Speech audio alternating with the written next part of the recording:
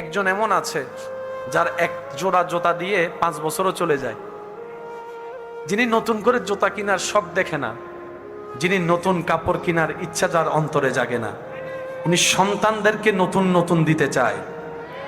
অনেক বাবারা আছেন ভিতরের জামাটার মধ্যে গেঞ্জিগুলা ফুটা ফুটা হয়ে গিয়েছে, কিনার তৌফিক থাকলেও কিনতে চায় না, বলে যে 2টা টাকাও যদি জমাতে পারি আমার ছেলে মেয়ের জন্য আমি কিছু ভালো করতে পারবো। এটার নাম বাবা। কথা বলেন ঠিক কিনা?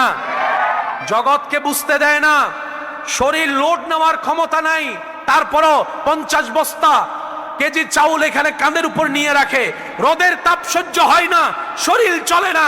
যখন শরীর জবাব দিয়ে দেয় তখন মন থেকে শরীরকে শোনায়, তুই যদি থেমে যাস ঘরে তো বাজার যাবে না, তুই যদি থেমে যাস বাসা ভাড়ার বিল তো দেওয়া হবে না, তুই যদি আজকে থেমে যাস সন্তানের মুখে তো খাবার যাবে না। ওই চিন্তা করে করে ওভারলোড নিয়ে যিনি রোদের মধ্যে ঘাম জড়ায় জড়ায় ওভার পরিশ্রম করেন তিনি আমাদের বাবা। কথা বলেন ঠিক কিনা? বাবাদের কষ্ট দেখা যায়, ওনারা দেখতে দেয়। এখানে অনেক আমার ভাই বোনেরা আছেন, মাইকের আওয়াজ শুনছেন হয়তো, যাদের মনের একটা ধারণা আমার বাবা আমাকে ভালোবাসে না, আমার বাবা আমাকে দেখতে পারে না। মনে রাখবেন ভাইয়েরা, মারা ভালোবাসা দেখাই দিতে পারে, প্রকাশ করে ফেলতে পারে, বাবারা না ওই প্রকাশ করতে পারে না, ওনাদের ভালোবাসা গোপনে গোপনে থাকে। মনে রাখবেন, মা ভালোবেসে জড়ায় ধরে 2 ফোঁটা চোখের পানি ফেললেই আপনি বুঝতে পারছেন মা আপনাকে ভালোবাসে, বুকে রাখে। মা আপনাকে বুকে রাখে, আর বাবা পুরা পরিবারকে আগলায় রাখে। সুবহানাল্লাহ শুনি নাই? আরেকটু জোরে বলেন, আরেকটু জোরে বলেন। মা যদি ঘরের পিলার হয়, বাবা হচ্ছে ছাদ। আরো জোরে। পিলার মা, ছাদ বাবা।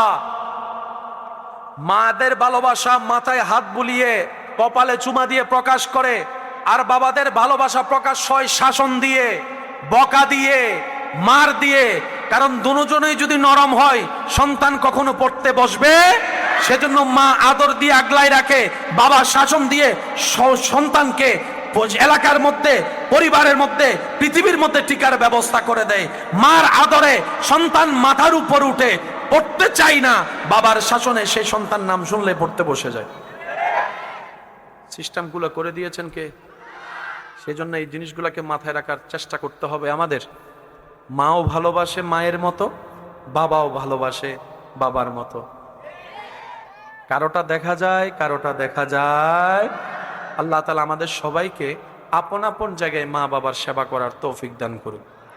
যাদের মা বাবা এই পৃথিবীতে নেই, তাদের কবরের শান্তিতে থাকার জন্য সন্তানদেরকে ব্যস্ত সময়ের ভিতরে দোয়া করার আল্লাহ ব্যবস্থা করে দিন বলি আমিন।